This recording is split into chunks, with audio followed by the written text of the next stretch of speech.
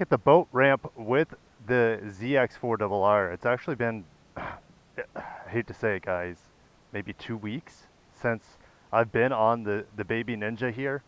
My kids call it Kiwi, aptly name I would say. So Kiwi has been sidelined for a couple reasons. One, I went to Japan, and while I was in Japan, I sent in my ECU to get flashed. And I came back, the ECU was waiting for me, I sent it over to David at V-Cycle Nut. He lives on the opposite end of the country, but since I was going to be gone for a week, it wasn't a big deal for me. So the first ride or so, I had to, well, it was throwing codes, it had the check engine light. I got to turn back the quick shifter on here in a second, but yeah, I'm ready to start riding. And in fact, I think I might be just overall done upgrading the ZX-4RR. And this is my first ride, by the way, with the new ECU flash to unlock the 77, 78 horsepower. So if you add the Ram Air in at highway speeds, you might be able to get 80 horsepower. But anyways, it's a huge jump up from the 55 horsepower stock here in the United States. It's quote unquote nerfed, neutered, belittled because of sound regulations, mainly in California to my understanding. But this beauty, it's been unlocked, and we're getting refamiliar with the bike all over again. Before, it would cut off the power at about 11,000 RPM, somewhere around there. But I also got those frame sliders from David at V-Cycle Nut. He had the best deal on those frame sliders, which are like tailor fit for this motorcycle. They fit perfectly within the cutouts there of the side fairing. I did a ton of upgrades. I have the upgraded LED turn signals here. I don't know if I'm going to touch the mirrors, which hopefully this is just dirt. Yeah, it's just dirt there. I got the quad lock for my phone, got the frame sliders. I already forget the brand. I think it might be Graves. Graves frame sliders for this. I got the Kaufman slip-on exhaust.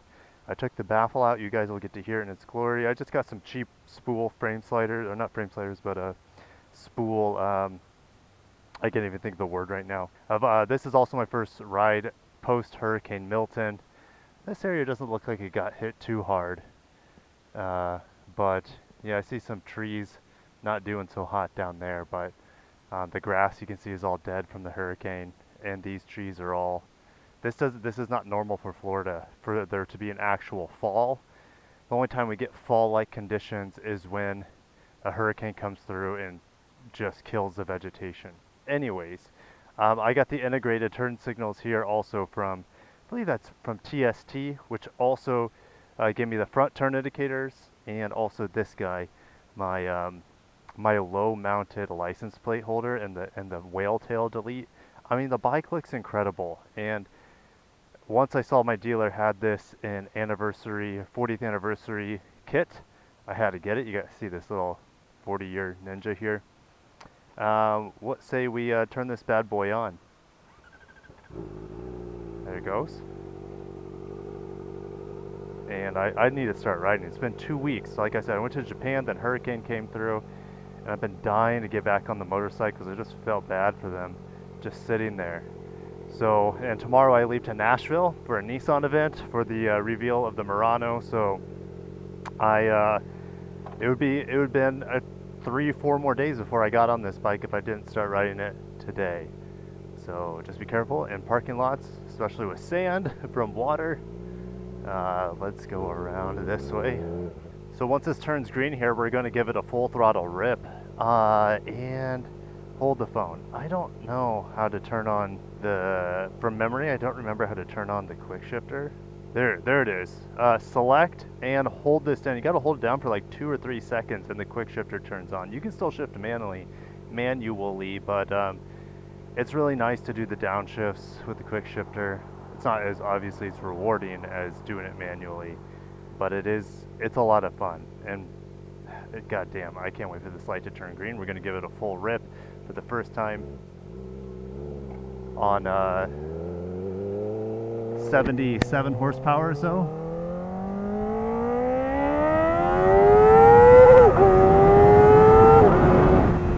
Ooh, okay, so why did I hit the rev limiter there? Well, I'm not used to this thing climbing in the revs that fast.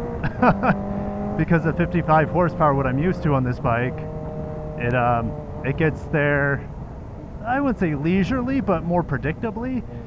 Now you just have this insane top end power at 11,000 to about almost 16,000 RPM, and it actually throws you back. The stock ZX-4RR with around 55 horsepower, it never threw me back at all. Okay, now I'm coming from an MT-09, which that thing is always throwing you back, but here it only does it at the top end of the rev range, and I like that. It feels rewarding to rev this thing out. You get a symphony of this inline 4 without, oh yeah, I don't have to manually downshift because I turned the quick shifter back on. Let's go down to first. Oh geez, okay. And that's something I didn't notice on the stock bike either. I've heard reviews from Europe where they don't have this bike restricted from the factory, that the first to second shift is it can be a bit like jerky because there's a pause between the shifts. Ooh, we have, here's Florida right here. We have a turtle crossing. I have no idea what type of turtle that was.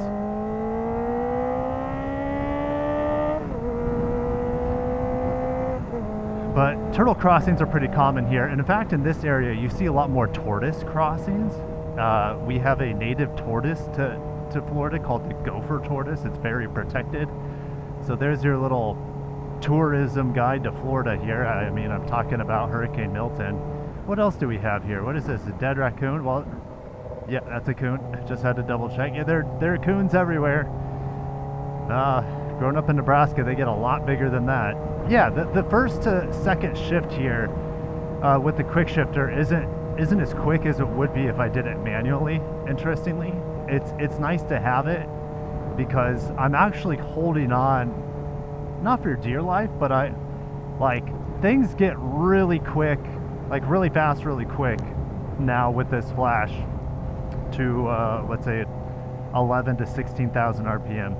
And I can't imagine what it would be on a true super sport, a 600cc or 636 ZX-6R, for example. Like they say the top end rush on that is addicting. Shoot, I'm happy with this. Like you guys know I traded in my MT-09 because I don't need all that power torque. In fact, I can't use all that power and torque. And if you want to use it, you're abused on the highway with the wind. So you live and you learn, and I don't see myself getting rid of this bike for a long time, but here I am. I haven't been able to ride it much, and I think I have like 120 miles on it, and I'll probably change the oil soon because I mean they recommend it at the first, but the first service is like 600 miles, and I don't want to go that long because I've been pushing this bike hard. So used to manually shifting. Actually, here's the thing, I do prefer manually shifting in traffic. I don't know why. It's just because you're limited by the speed of the cars around. You're limited in a lot of ways. But man, this gearbox is just so stupid smooth. And like you guys have seen my MT-09 videos, you have to use a quick shifter on that because it's just so hard to make that a smooth a shifting machine. Now I don't know if it gets better if you put thousands of miles on the MT-09. I'm assuming the gearbox gets smoother, the clutch gets smoother, but I didn't want to wait around for that. I like buttery smooth out of the factory, and the ZX-4RR is luxury, like Lexus quality when it comes to just the smoothness of this transmission and clutch, and I really appreciate that. It's definitely more my style, and I even talked about like, hey, if I bought a Z900 over the MT-09, maybe I would have stuck with that if it was as buttery smooth as this bike. But that bike doesn't rev quite as high, and again I would run into the issues of, well, it doesn't have a quick shifter, which is, I mean, I can live without it, but didn't have the looks for me, and it also just has so much power that I don't need that in my life.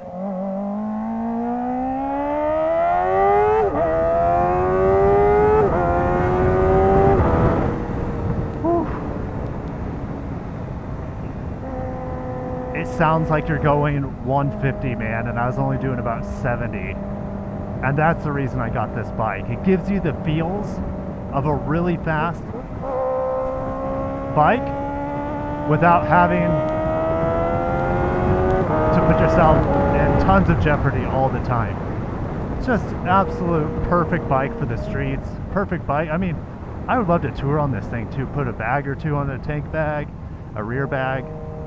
I can't wait to do that sort of thing. Maybe take it to the Keys. Oh my gosh, it'd be so much fun.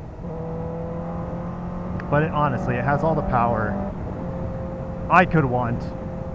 And I know a lot of people say, hey, it's a terrible investment. You get the ZX-6R for a couple grand more, and you have, what do you go from, after the flash and everything, let's say you go from about 78 horsepower, and then you go to, what, 100 and 125? Is that what the ZX-6R has? Something like that?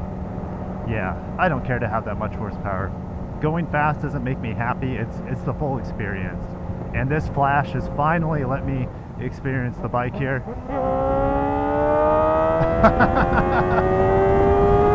Q-Bus. Oh my gosh. It's just brilliant. Yeah, this bike's better with the flash. So if you have a ZX-4RR, send your ECU in. It doesn't require that much work to take the tank off, to loosen up the bearings a bit, to get under the tank to pull out the ECU. It's maybe a 15-minute job at most, and there's no looking back now. Like, this bike feels absolutely perfect to me. Before it didn't feel like its true self. Now it absolutely does.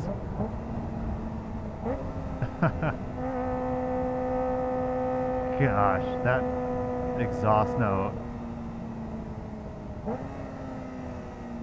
I will say it does sound a little bit different with the flash. Post flash and pre-flash, it sounds different.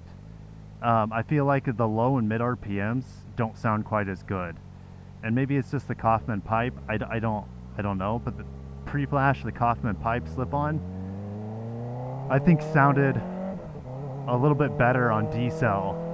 And then now post-flash, it doesn't sound, the sound quality is not quite as good. So maybe I just need a better pipe that's really specifically designed for this bike, like the Yoshimura slip-on. If you guys want to see me put a Yoshimura slip-on or like a Graves carbon slip-on, I'm not going to put a full exhaust on here. I don't need to save weight or anything.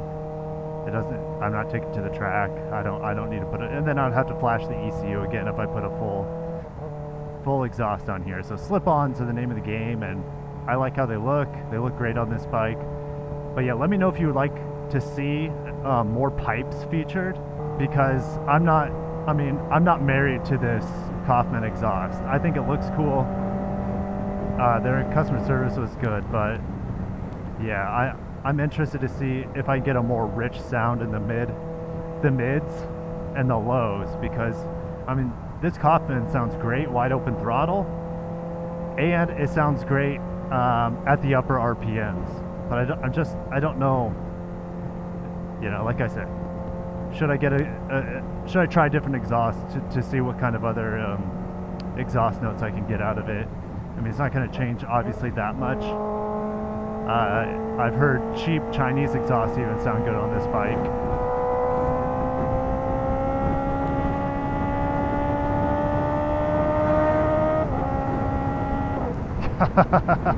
Yes. Oh, the baby Ninja is fully alive. The ZX-4RR. You can't have much more fun than this on the streets without getting yourself into too much trouble, without risking your license, without potentially harming yourself. And maybe you can call me all the things you want, but this bike is perfect for me, and I just can't see myself really pining for any other bike. Maybe if Honda comes out with their what is it, CB404, I think is what is trademarked. They just trademarked that, and if that comes out, oh my gosh, maybe I'll have to get it and compare it to this baby Ninja. Oh my gosh, that's the problem with motorcycles. They don't cost nearly as much as a car. They cost, well, to insure they might, but they don't cost as much as a car. They don't take up as much space as a car, so you kind of get carried away on wanting to collect all sorts of motorcycles, and they all have so much variation with the character. Like a full-size pickup truck from Ford to Chevy to Dodge. There's just kind of different flavors of vanilla, but with motorcycles, it's like they're all different flavors of every single Ben and Jerry's or Haagen-Dazs ice cream combination you can think of. They're all just crazy and fun and full of character. But I'm gonna shut down there. That was my first ride with the unlocked ECU on the ZX-4RR, and she just rips now, baby. From 10,000 to 16,000, she becomes a demon.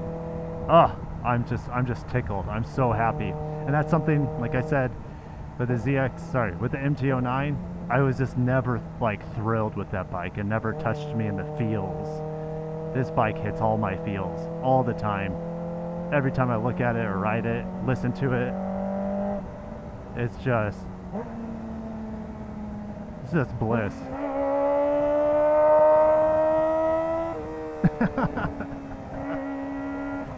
Oh gosh, just it's so crazy. All right, anyways, very, very, very few vehicles can make you feel like this vehicle does, at least for me. The LC500 from Lexus had a similar feel. It just makes me so happy. So I'll see you guys in the comments if you want to see more Baby Ninja coverage.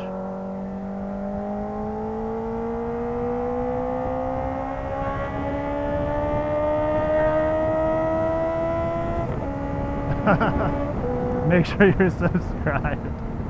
Oh man, I gotta hang this up before I get into. That's the thing, I can't really get into too much trouble here.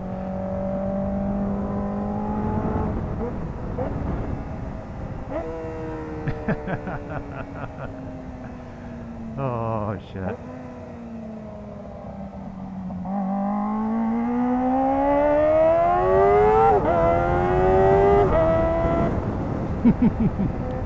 All right, peace out, guys. Peace.